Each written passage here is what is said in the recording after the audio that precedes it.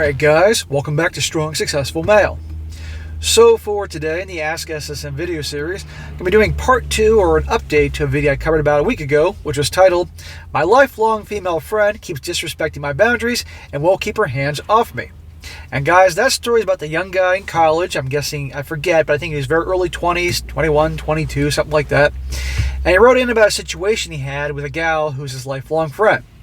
That, to put it mildly, she won't leave the hell alone. This guy, growing up, he was a good-looking guy, got some girls and everything, but in college, he just found his purpose.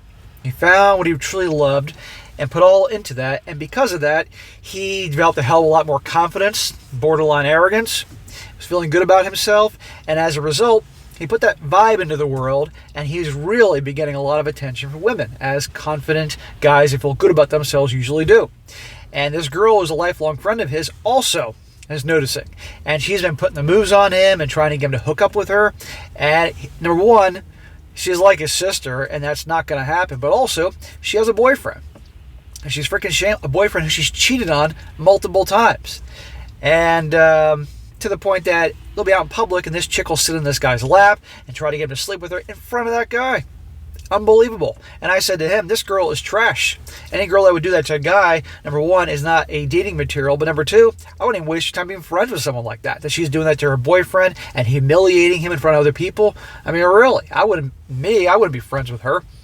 And I also told him, because he mentioned the story, that because of him finding his passion, his purpose, and he's doing well, he's developed major confidence, borderline arrogance. And I made it abundantly clear. Lose the freaking arrogant attitude, otherwise life will humble you. Mark my words. Because that's just how things work. And nobody wants to be around an arrogant a-hole. Well, you're going to see, I was right, because life humbled him recently, and he's learned his lesson, or at least I hope he's learned his lesson. So I'm going to go through his update here, what happens with the girl, with her boyfriend, him learning a very important life lesson, because this channel is also about lessons, guys, and you'll see exactly what I'm talking about, and, well, you'll see. So, he says, hello again, SSM. I want to thank you for taking the time to read my previous email and turning it into a video. I also need to thank the people in your comment section. I'm glad your community is not one to sugarcoat things and tell it like it is. I needed it. Yeah, this community is going to say exactly what they think, because you know what? You got masculine men in this community, and masculine men do not sugarcoat. They're going to be direct to the point and say what needs to be said. And keep it up, guys. I wrote previously about asking about how to handle my female friend of 10 years, Abby. And after watching your response and reading comments, I wanted to share what I did with the advice. I wish I reached out sooner. It would have saved me from learning a lesson the hard way. The trouble with Abby wasn't the only problem. It turns out that my arrogance was becoming a problem, and I didn't realize it. I had a feeling. When I started college, one of my new passions I found was MMA. I hope to become a pro fighter in the future. I started training freshman year, and not only did it improve my physique, but it also helped my confidence. My freshman year was all grind. No distractions. Work, study, train, nothing but progress. 2020 came, and I discovered your channel, and it helped me even more. Well, you were on the right path. That's exactly what you guys should be doing. And because he was on his grind, work, train, study, all that, he was having great success. The problem is that success that came a little too quick made him arrogant. And there's nothing worse in particular than an arrogant guy that knows how to fight.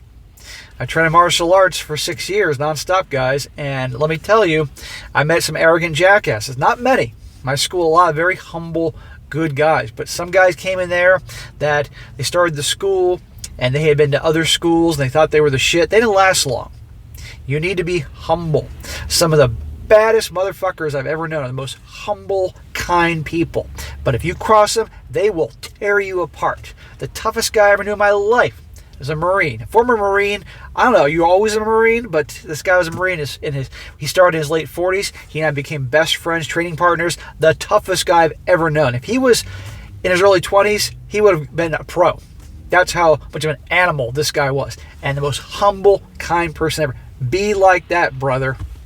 And watch, guys, how he learned his lesson the hard way. When I started college, I read that part. Unfortunately, I guess the newfound success caused me to grow cocky. I started skipping some training and training workouts and studying days to party and hook up. Smack! Never do that, man, but you learn. Just because I watched the channel, I thought I knew all and could do no wrong. I was watching but not listening. I paid the price this past week. Last Friday was my first amateur kickboxing match. First fight, guys. The past couple months, I was boasting about how I would destroy my first opponent. Smack! You cocky jackass, your first fight and you're going into it with this, I'm going to destroy him, I'm going to kick his ass, I don't need to work as hard. Bad idea. If I was your coach, I would slap you upside the goddamn head. And watch how this turns out. Some friends and family came to watch. The days that I skipped training caught up and I gassed early. The dude put a beating on me and I went down in the third round. All that talk and I was embarrassed. I felt horrible. After talking to my coaches, they said they knew it was coming, but felt this was a lesson I should have drilled into me early on. There you go. What I tell you in the last video about the arrogance, you'll be humbled. There you go. Your first fight, you lost it. You should not have been skipping workouts. You should have been training like when Rocky was training to fight Apollo Creed. Like your whole future depended on that. You're lucky your coaches are giving you a second chance. If this was me and I was a coach and I was giving you 100% of me to help, if you weren't giving 100%, I'd been like, get out of here, kid. And so I'm going to tell you this. You get your second chance, you need to give it your all. You need to train for your second fight like your life depended on it. It's like in Rocky 3. And if you haven't seen this, bro, watch Rocky 3. Rocky 3 starts out, Rocky was now champion. He had won a lot of fights, although a lot of them were handpicked, as you found out. Very wealthy, successful, cleaned up.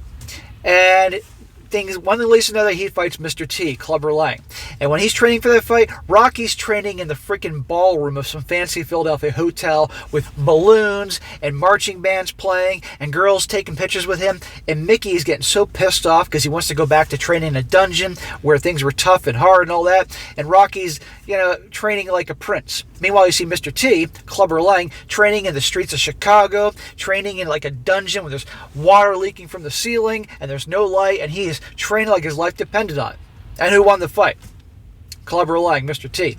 And then Rocky wins by having Apollo Creed come help him, because he wanted to help him. Took him to Los Angeles, and Rocky then went back to the way he originally trained, in a freaking dungeon, learning a whole new style of fighting, training in a complete dungeon, no windows, water leaking from the ceiling, going back to the old school, embracing the eye of the tiger, and he wins. And of course it's a movie, but the point is, you need the eye of the tiger. You need to be hungry, okay? And put all this bullshit aside, girls, dating, hookups, partying, and your ego, and be humble, okay? You can either learn from this loss and become all better, much better, or you can just keep doing the same shit.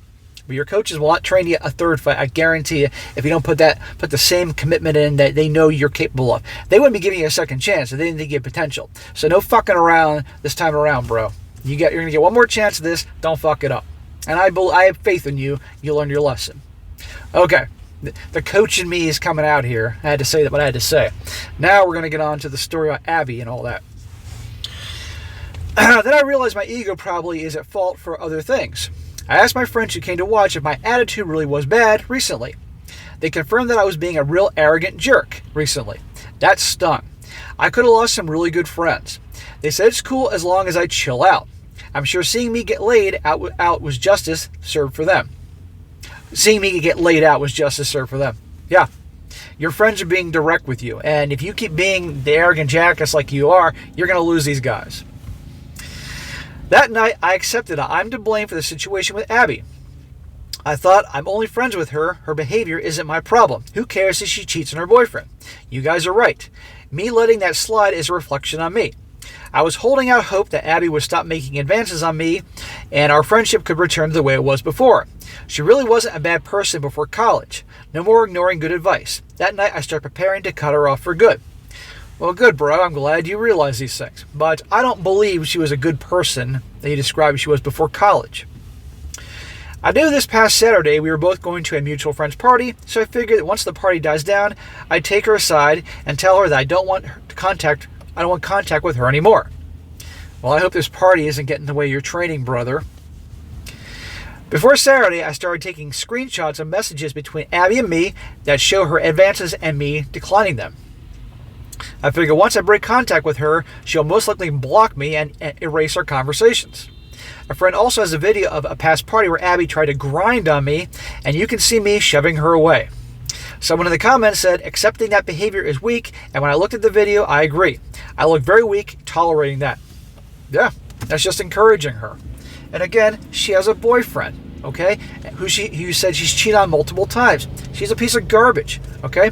If she had any freaking integrity, she'd break up with the guy and be single. And then if she was, trying to get you to get with her, that'd be a different ballgame. You're not interested, but at least you'd have a boyfriend. And this poor bastard is just dealing with it. That's his fault. We'll come back to that later. On Saturday, I also plan to have my phone record audio when I talk to Abby. I wanted to get her to admit that I never slept with her or accepted her advances, just in case she decides to go nuclear on me. At the party, I waited until it died down a bit before I asked Abby if we could talk. We went as far back into the backyard of the house as we could. They're doing some snow plowing and salting of the parking lot here, guys. A little noisy for a second. I'll read that again. We went as far back into the backyard of the house as we could, so the music coming from inside the home wouldn't interfere with much of my recording. I let her boyfriend know beforehand that I need to talk to Abby, not that he would freak out about anybody trying to talk to her away from him anyways. I also had a homie know and told him to stay ready because I wanted him to come out and record it if Abby started freaking out and yelling. Yelling about what? Once me and Abby went to the backyard, as if on cue, she started the usual harassment, but for once it helped as I tried to steer her into admitting that I never slept with her. At one point she said, I don't understand why we can't just have a one-night stand. Close enough. I then told her that was the exact reason why we can't be friends anymore. She asked me what the hell I was talking about. Finally told her that she wasn't the type of person I wanted to be friends with, and I refused to put up with her behavior any longer. I expected shouting and anger, but she just stood there staring at me silently for about a minute. It was honestly creepy. She was expressionless like a killer. I thought she was going to stab me or something. Then she hit me with some grade A manipulation. And this is what she says to him. And he puts this in quotes. You sleep with girls you just met, but not me. So many years for a fake friend, etc. She was like your sister. So, of course, you don't want to hook up with her, okay? And again, notice that she wasn't putting the moves on you earlier, but when you started training in martial arts and you were serious, before you act like an arrogant jackass, she found your confidence attractive, and she was on you like white on rice. I told her that I want to repair my reputation because now it's important to me. If I hang around her, I'm sending a message that I agree with her behavior and show everyone how weak I am. I want to rid myself of any weakness. If I'm serious about pursuing MMA, all the people I fight are going to look for any weakness in me and use it to eat me alive. You mean like being cocky and arrogant? I gotta say it, man. I told her I hope she finds change for the better. Again, she just stood there staring at me. It made me so uneasy, I honestly would have preferred a meltdown. It makes me feel like she's already planning something bad. I decided to take advantage of her calm state and dip out. Okay. You said what you had to say to her. She didn't have a meltdown or freak out. That would have been funny, but she didn't. Before I left the party, I told her boyfriend I need to show him something. I told him as long as he's still with Abby, I won't hang out with him. I showed him your channel on my phone real quick and sent him a link to your video titled, My Girlfriend is a Serial Cheater and Blames Everyone But Herself. I told him he should really watch and he would understand. Well, if this guy behaves in a way like you described, where she cheats on him regularly, and he always takes her back. He doesn't check her. She sits on your lap, and he doesn't check her. A guy like that is very likely not going to like my work. A guy like that has to hit rock bottom, have his heart smashed in a million pieces before he even consider looking at life differently and listen to me. And let me tell you, the funny thing is, a lot of guys have called me a douchebag or things like that. And it's like, I'm middle of the road when it comes to this type of topic, this content. There are guys way worse than me. So if they think I'm bad, I can't imagine how they react seeing some of these other dudes. This Sunday morning, I checked my phone, and of course, I got some messages from some mutual friends that it's wrong of me to do that to Abby. Well, tell your mutual friends that they can shove it up their ass, because it's none of their business. While I'm at it, they can hit the curb too. You are right. Some of these people won't even be part of my life in the future. I'd rather hang out with friends I made while training. They actually want to help me accomplish my dream. I'm going to quit the club. Me and Abby were a part of too. Rather spend the extra time training so I don't get my ass kicked again. There you go, my man. Get rid of the freaking clubbing and drinking and partying and all that stuff. That does nothing for your body. Your body needs to be in top form all the time. You're a young guy in your prime. All right? All that alcohol ain't going to help you. The boyfriend hit me up too. He said he saw the video, but that it might be easy for you to walk away, but I love her. Smack to the boyfriend. I just told him to keep watching and maybe he'll even reach out to you. I don't know about that. Boyfriend, if you're watching this, you need help, brother. I've made jokes. You may think I'm a douchebag. Just watch the videos. You don't deserve to be treated like this. You don't deserve a girlfriend like this. No guy does. No guy should be with a gal that cheats on him regularly. You may think you love her.